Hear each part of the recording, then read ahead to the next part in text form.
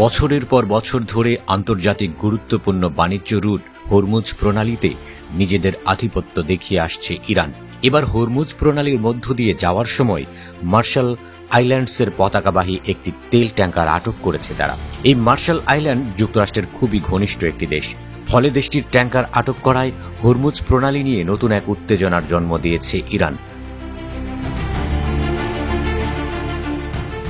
শুক্রবার বার্তা সংস্থা রয়টার্স জানিয়েছে, মার্শাল দ্বীপপুঞ্জের পতাকাবাহী তালারা নামে ট্যাঙ্কারটিকে আটক করে ইরানের জলসীমায় নিয়ে গেছে দেশটির বিপ্লবী গার্ড বাহিনী আইআরজিসি। সংযুক্ত আরব আমিরাতের শারজাহ থেকে উচ্চ সালফারযুক্ত গ্যাসোলিন নিয়ে সিঙ্গাপুরের দিকে যাচ্ছিল ট্যাঙ্কটি। জাহাজটির ব্যবস্থাপক কলম্বিয়া শিপ ম্যানেজমেন্ট এক বিবৃতিতে বলেছে, শুক্রবার স্থানীয় সময় সকাল 8:22 আমিরাতের খোর ফাক্কান উপকূল থেকে প্রায় 20 নটিক্যাল মাইল দূরে থাকা অবস্থায় জাহাজটির সঙ্গে যোগাযোগ বিচ্ছিন্ন হয়ে যায়। যোগাযোগ ফিরে পেতে তারা সামুদ্রিক নিরাপত্তা সংস্থা এবং জাহাজের মালিক প্রতিষ্ঠানের সঙ্গে ঘনিষ্ঠভাবে কাজ শুরু করে, কিন্তু এর সঙ্গে যোগাযোগ সম্ভব হয়নি। ব্রিটিশ সামুদ্রিক নিরাপত্তা সংস্থা UK maritime trade operations agency UKMTO জানায়, জাহাজটি সাইপ্রাস ভিত্তিক পাশা ফাইন্যান্সের মালিকানাধীন। সমুদ্রে ট্যাঙ্কারটিকে আটক করে ইরানের উপকূলের দিকে নিয়ে গেছে আইআরজিসি।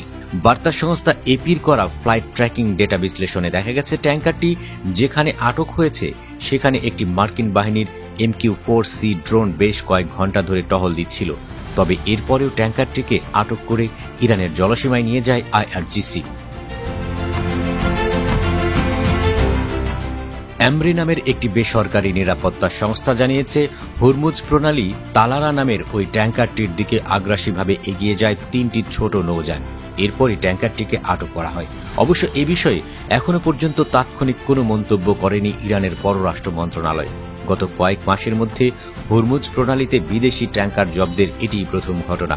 তবে ইসরায়েল ও যুক্তরাষ্ট্রের সঙ্গে গত 12 দিনের যুদ্ধের পর হরমুজ প্রণালীতে বিদেশি ট্যাঙ্কারগুলোকে এক চুলো ছাড় দেওয়া হবে না বলেও হুঁশিয়ারি দিয়ে আসছে তেহরান। 2019 সালে কয়েকটি ট্যাঙ্কারে লিসপেন্ট মাইন হামলা এবং 2021 সালে একটি ইসরায়েল সংশ্লিষ্ট তেলবাহী জাহাজে ড্রোন হামলার জন্য ইরানকে দায়ী করে মার্কিন নৌবাহিনী। ওই ড্রোন হামলায় 2 ইউরোপীয় ক্রু নিহত হয়।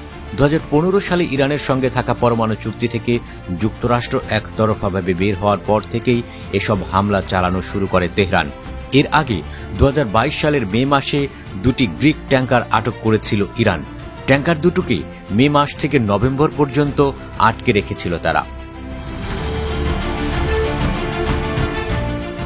ইরান বহু বছর ধরে হুমকি দিয়ে আসছে যে তারা চাইলে হরমুজ প্রণালী বন্ধ করে দিতে পারে। প্রণালী দিয়ে বিশ্বের মোট তেল বাণিজ্যের প্রায় 20% পরিচালিত হয়। এই অঞ্চলের জলপথ নিরাপদ রাখতে দীর্ঘদিন ধরে টহল দিয়ে আসছে মার্কিন নৌবাহিনী, কিন্তু এর পরেও এই জলপথে নিজেদের আধিপত্য ধরে রেখেছে ইরান।